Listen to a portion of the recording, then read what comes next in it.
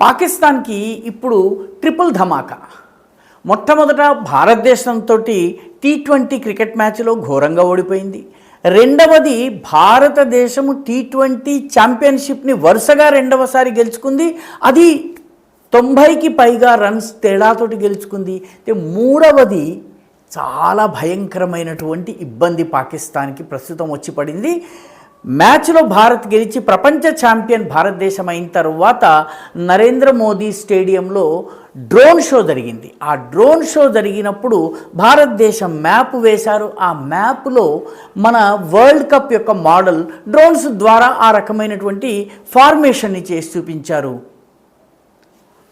ఆ భారతదేశం మ్యాప్ ఏదైతే వేశారో ఆ మ్యాప్ని పాకిస్తాన్ అంగీకరించదు. ఎందుకంటే పాకిస్తాన్ కశ్మీర్ని మొత్తం తన దేశంలో అంతర్భాగంగా భావిస్తుంది.